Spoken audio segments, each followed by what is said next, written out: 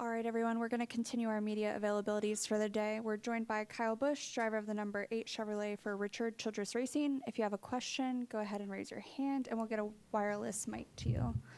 We'll start over in the right or left with Rob, and then we'll go over here to the right. Rob T. Youngson from theponyandfinish.net. Kyle, congrats on making it to the round of 8. 12. 12. All right, I'm awake. Close enough.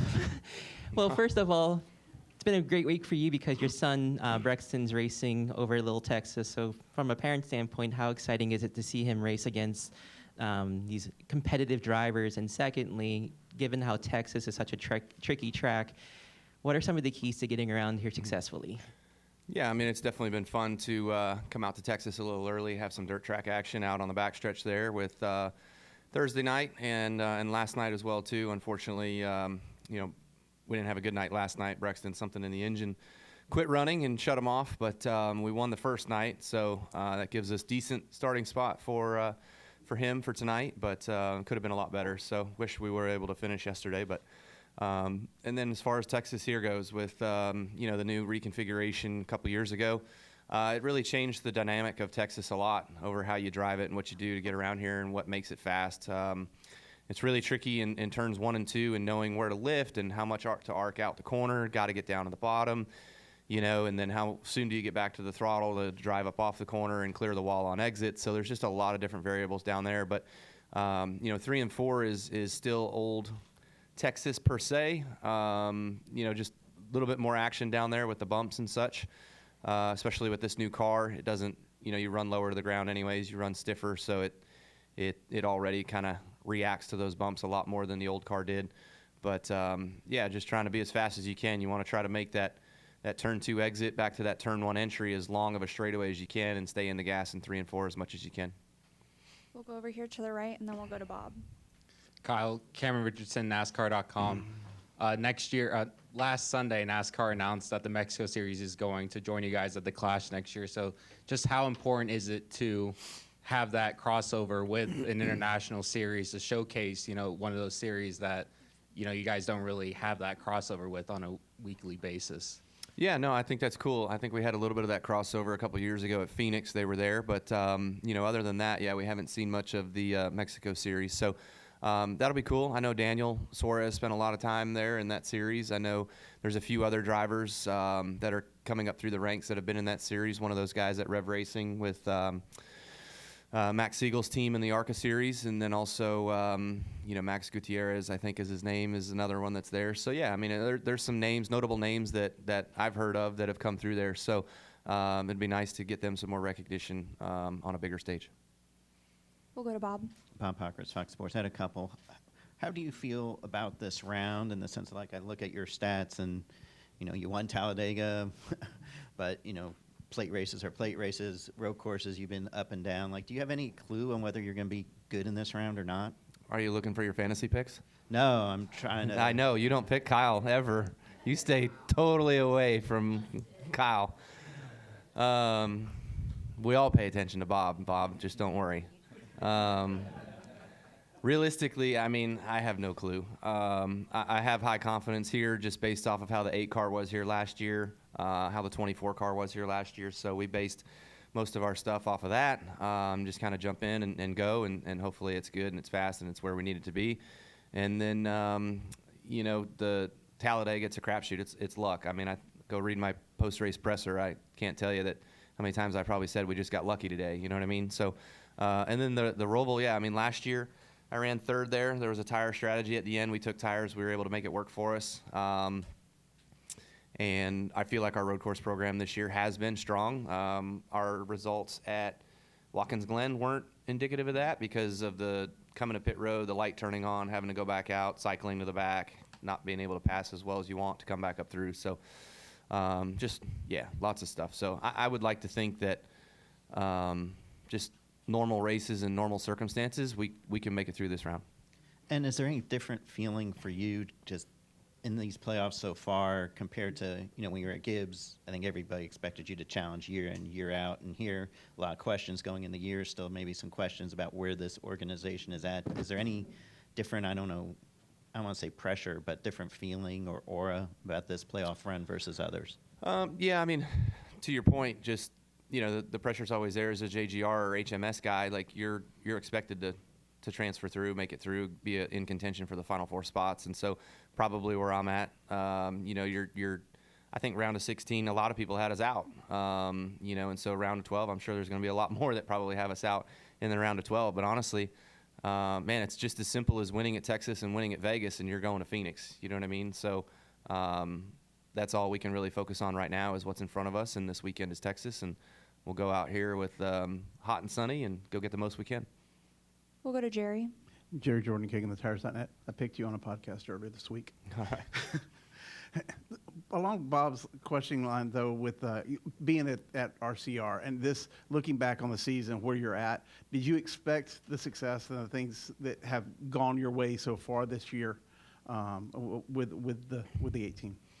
I would not have expected as good as we fired off. Almost winning the Clash, almost winning Daytona, winning Fontana.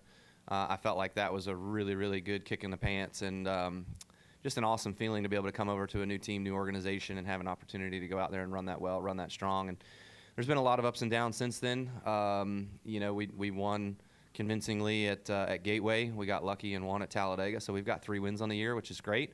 But there's been a lot of races where we've had top 5 cars, and we've been something happen and not get a chance to show that. And then there's been races where we haven't had top 5 cars and we finished top 5, because we just stretched it out or made a pit call or something like that to get some spots. So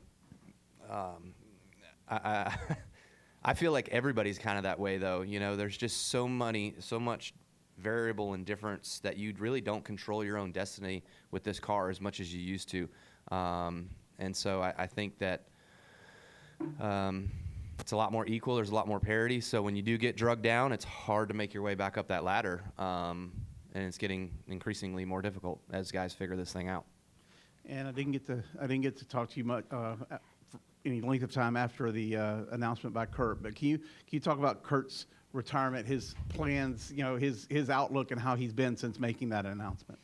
Yeah, I mean, honestly, he's been so busy. I haven't seen him a whole lot. So, I feel like it was a burden kind of weighing on him. A lot of people always asking him. It's like, when you first get married, it's like people asking you when you're going to have kids. You know what I mean? So it's like everybody asking Kurt, well, when are you going to get back in the car? When are you going to get back in the car? So you just kind of got to get it out there and make that announcement. And I feel like that was a weight off of his shoulders. I feel like he's a bit more, lax now that he can try to figure out what his next steps are, what he wants to do. I think he talked about that, going and running some different forms of racing and not long 500-mile events like the NASCAR Cup Series is, but, also his dedication to his teams, all the teams that he's always been with, and now being with 2311, he works within there and does a lot of consulting stuff and whatnot. So it's good for him to have something to do, but he's got some sponsor stuff that he always takes care of as well. So, he's just busy. He's just living what he can right now, probably just trying to collect a check.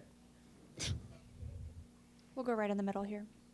Kyle Dalton with Sportscasting. So, Kyle, back in January at the COTA tire test, you were asked about your persona coming over to Richard Childress. And if you'll recall, you said you wore the black hat for a reason. There needs to be excitement on and off the track. This year, you're hearing cheers instead of jeers. Denny Hamlin's now the villain. So I'm just curious, is villainhood in your rear view? What do you make of all of this change this year of you not receiving so many boos? Yeah, no, I mean, I'm sure I can put myself right back into that category real easy. It only takes something spectacular to do. But it's different, right? I don't know that I've ever been in this spot because when I first came into this sport and was here and getting in, my brother had made a lot of enemies both on and off the racetrack, and so I was kind of thrown into that right off the bat. But it's been good to just kind of get a different light, or be in a different light, and it's been fun over at RCR, and a lot of people have just kind of told me how much excitement there is around that, and me being a part of the 8 car and with RCR and everybody over there. So just keep rolling with it. When you're in that spot like I was, and I guess Denny is, you got to do what Denny's doing. I mean, it's perfect. You got to play with it and just go with it and roll with it and egg them on.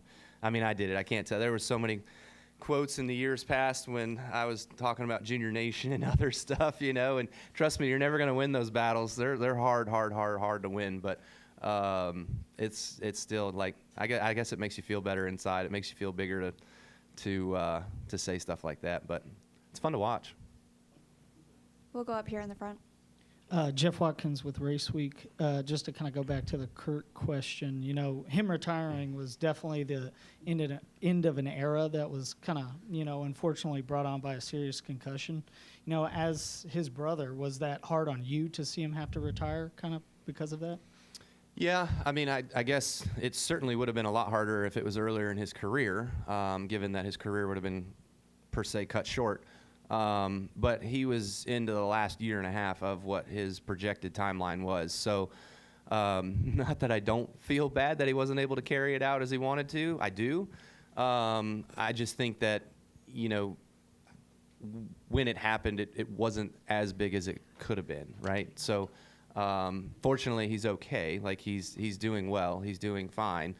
He can live and operate in normal life situations accordingly. So that's all great. It's just the physical state that it takes to be a race car driver and the stresses and things like that you go through that he seems to be still recovering from and having some lingering issues with. But I'll let him talk more on his health than me. So I'm not throwing out any client privilege information. We'll go over to the left. We'll go to Dustin, and we'll finish with Rob. Steven Stump, fronters.com. Kyle, there's, you know, some rumors that this race may go from its current date in September to April. Obviously, the schedule's been delayed a little bit. Given that, you know, this weekend both days are going to be 100 degrees, do you feel that April would be more preferable to have a race, or are you fine with this current date? Yeah, I mean, for whatever reason, you know, say it for what it is, speak the truth, right? So Texas has been very lackluster lately. So being a playoff race, I'm not sure we're indicative of that. I've actually seen a lot of people say it shouldn't be on the calendar, period. All of us drivers would highly not want it to be reconfigured again into a Atlanta-style racetrack, but I hear rumblings that's where it's heading. So that wouldn't be fun. But, yeah, I mean, I think the heat, if you just strictly talk about weather and the heat and stuff like that, look, I give NASCAR fans all the credit in the world because they are a damn strong bunch and they are passionate and they are loving to our sport as much as we want them to be. But to sit out in 100-degree heat in aluminum grandstands, I'm not paying to do that. I'm getting paid to do that. So I give them credit where credit's due. That's what it's all about. I mean, you can talk about TV and everything else, but it's all about putting people in the grandstands. If we have empty crowds, we're not going to be on TV. So get people in the stands. Make it easier for them. And then that kind of went into my second question of, since drivers may not want this as a play update, are there certain tracks where it's like this should be on the playoffs, this should not be, or is it relatively interchangeable with the tracks that are currently there? No, I think it's interchangeable. I think we've all kind of talked about how Phoenix needs to move around and not be the final race every year, right? So for me to say what racetrack should be in the final 10, I'm not going to pick because I really don't care. I think it's just a matter of what works and what tracks you kind of need and what mixture you need to be in there. You need some intermediates. You need a super speedway, a road course. You know, you need some of that stuff. So you need some variable or variety, I should say. So yeah, I wouldn't pick necessarily. All right, thank you. Mm-hmm. And we'll go to Dustin. Dustin Long, NBC Sports. In talking about Brexton and what you've seen with young kids racing, I'm curious, you first started racing at 13, if I'm not mistaken. Mm-hmm. And you look at how many more kids are racing at a younger age. What do you see in that sense? And if you were starting at 13 now, could you have moved up the ranks like you did? Is there still that place for somebody who comes in late, or is it, hey, if you're not racing by 7, 9, 10 years old, in most cases you're not going to be able to make it because you just don't have the laps? No, I think Byron bunks that, right? So I mean, that's only been that was 10 years ago. So yeah, no, I'm with you. He started at 13, I believe, in Legends cars or something like that, and so he was a late start, kind of like me. You know, you ask Joey Logano, and he says that he wouldn't start his kid young. So I think there was somebody that wrote something with what he said. But honestly, I think if your kids want to do it and they want to just go out there and have fun, and you don't push them too hard early on, then let them go do it. And that's what we did with Brex. I was pushy on him to get him better than what we were when we first started. But honestly, I think everything that we've done, man, he's come so far and has been a really good listener, and his growth of how fast he's been and all the different things that he drives has been really cool to watch. So it's only going to get tougher as you get older. You know, the kids racing against kids, yeah, like if your kid's really, really good, they're going to win a lot like we do. But as we get older and as we start getting into other classes, like he's going to be, I mean, right now, he's 8 years old racing against 16-year-olds in Bandoleros, you know. So it's only going to get tougher as you get higher, the competition, the cars, everything. But, you know, I think 10, 11, 12, you could probably get started around that age and still make it. I don't see a problem in that. Obviously, money and a name is going to take you there a lot faster than being a nobody with no money. That's just a fact. So I think that there's a lot of drivers out there that I get to see racing with Brex that do have potential and could make it someday. Just a matter is if they'll ever get seen and picked up. And you referenced the heat earlier. Is there a point where it's too hot to compete? And are there any extra precautions you take for a weekend like this? I don't know how to answer that question. I don't know if there's ever too hot, but we, like Gateway this year, I think we saw a couple people in the grandstands had to be taken out of the grandstands because it was too hot. They got heat stroke or something. So I think we saw that the first year at Gateway. I think it was 98, 99 degrees, and the track was coming apart and everything else. People were falling out of the grandstands, you know. And heat is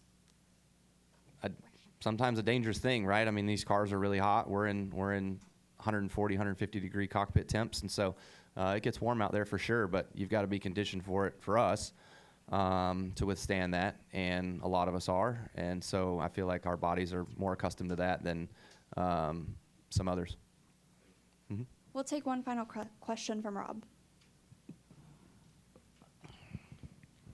Rob Tiongson from thepodiumfinish.net. Kyle, how would you perceive your career evolution in the past 20 years in terms of what you've experienced both as a person and driver? Wait for my book. I am not writing a book. I don't know, just everything, right? Just learning and growth and growing and figuring things out, whether it's in life, on the racetrack, work ethic, professionalism, all that sort of stuff. Look, I'm no professional anyways at speaking, so hard for me to say exactly. But yeah, I mean, I've done a lot of really cool things and been fortunate in the positions I've been in and had a lot of great experiences and have won a lot of races, won a lot of championships, and it's been amazing. But you know, to me, I feel like, you know, since having a family and things like that, it's been really fun on that front to kind of learn and see perspective from a different set of eyes. And that's also been probably really, really cool with my growth and where I've become the last few years. So just excited for the future, still of what's ahead. You know, like I said earlier, a lot of dumb stuff in the past. You learn from those and you try to better yourself forward. And I feel like a lot of that's all happened. Thanks, Kyle. All Good right. luck this weekend. Yep.